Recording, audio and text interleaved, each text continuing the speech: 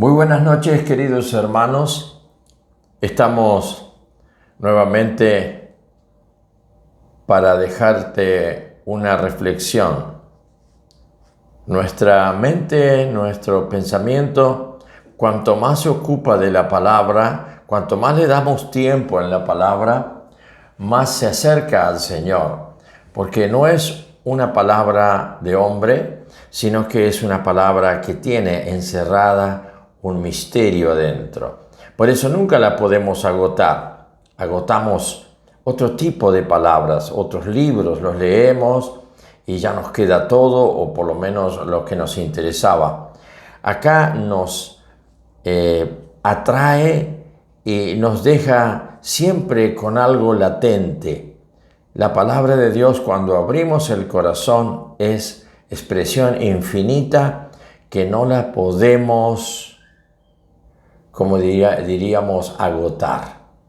De esta manera, esta noche quiero traerte una reflexión y continuamos con Juan en el capítulo 12 al final. Algo que en el título de la Reina Valera es importante, como lo dice, habla de justamente las palabras de Jesús juzgarán a los hombres. Nosotros no queremos que nadie nos juzgue.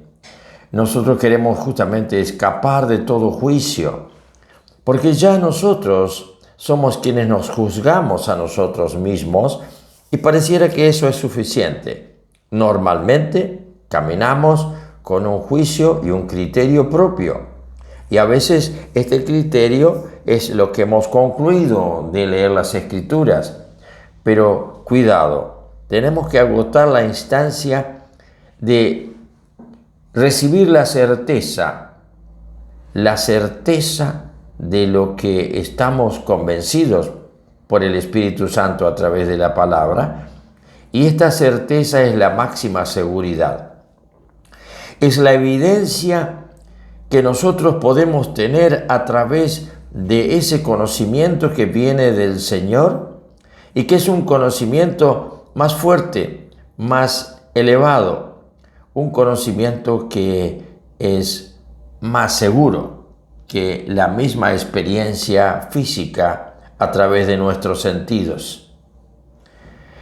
Y así nos remitimos ahora al versículo 44 del capítulo 12 de Juan. Dice así: Jesús clamó y dijo: el que cree en mí, no cree en mí, sino en el que me envió. Acá nomás en este versículo tenemos una serie de cosas para considerar y vamos a ir despacio porque no quiero saltearme en ninguna apreciación de lo que esta palabra significa. A veces nos circunscribimos a la persona de Jesús. Jesús humano, Jesús en sociedad, Jesús en su circunstancia, Jesús Dios. Pero sucede que pareciera que Él, por momentos, es Él como el receptor de toda nuestra apreciación. Es como el objetivo de todo lo nuestro. De pronto nos sale con un versículo como este, que desvía de su persona nuestra atención y es como que la manda o la desvía hacia otro lado. Y curiosamente hace una negación de sí mismo. El que cree en mí, no cree en mí. Acá esto no estamos habituados, porque cuando alguien afirma algo de sí mismo, lo sostiene. Este juego de Jesús nos sorprende porque nos está confundiendo nuestra manera de pensar. Si creemos en Él, suficiente, creemos en Él y ahí termina la cuestión.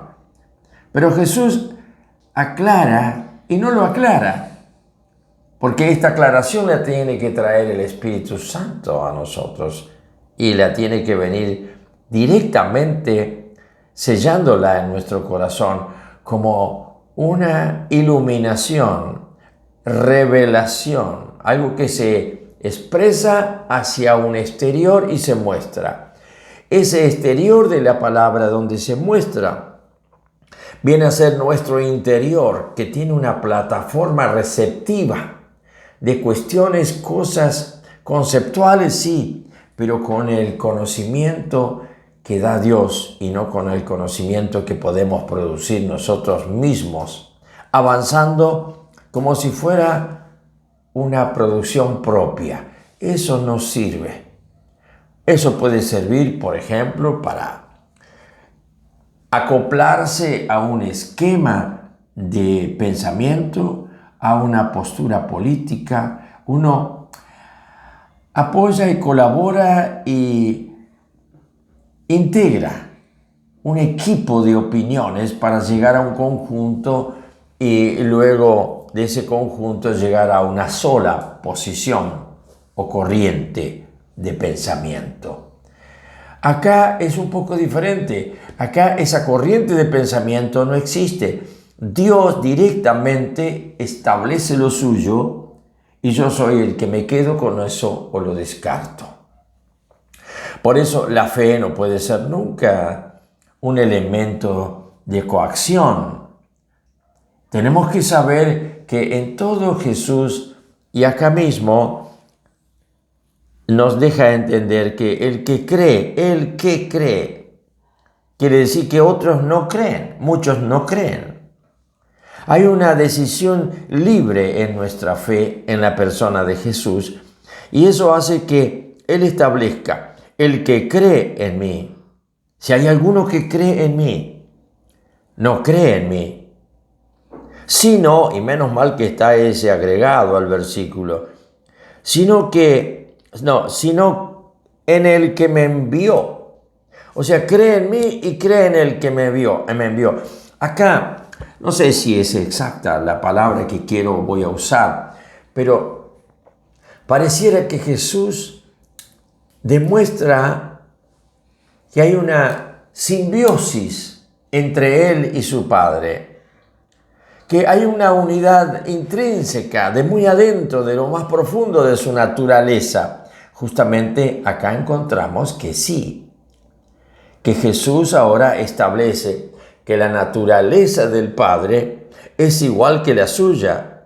El Padre es Dios y Jesús es Dios. Y que la palabra que Él expresa viene del Padre y es la misma que Él expresa. La palabra del Padre es la misma que la del Hijo.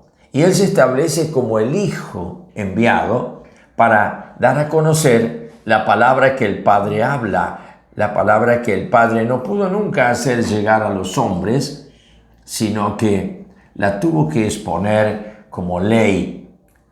A partir de Jesús, esa palabra de Dios viene imbuida, viene penetrada, viene como preparada para provocar una eclosión dentro de nosotros. Y es algo fabuloso, maravilloso. Palabra que nos enamora, palabra que es un sentir y se transforma en sentimiento. Y ese sentimiento no es que es pasajero como los sentimientos humanos, se radica dentro de nosotros y se establece como algo firme. Y te doy un ejemplo. Si la palabra del Señor en algún punto ya de tu tiempo que llevas como creyente, hermano, si escuchas a alguien que contradice la palabra de Dios, si escuchas a alguien que blasfema, si escuchas a alguien que está en desacuerdo, que establece y dice y predica que es palabra de hombres, que la Biblia fue escrita por hombres y no es más que un libro, adentro tuyo se produce una vibración, una especie de desconcierto, pero a la vez produce también una reacción. No, yo sé que no es así. ¿Cómo lo sabes? No sé cómo lo sé, pero lo tengo acá.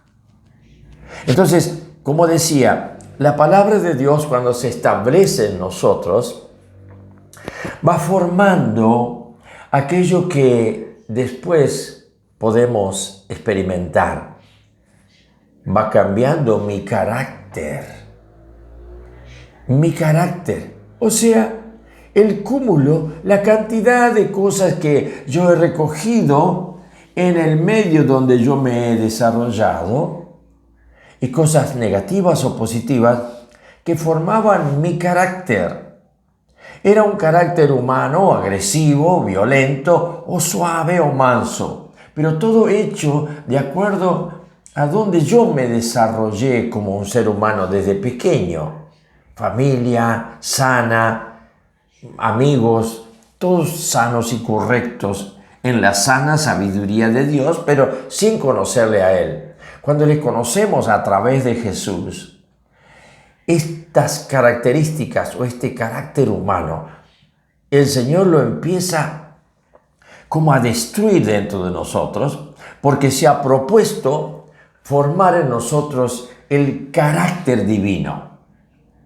Y en una parte el apóstol Pablo nos dice que nosotros hemos sido, por la fe en Jesús, injertados, y es muy interesante poder explicar qué significa y cómo se hace un injerto.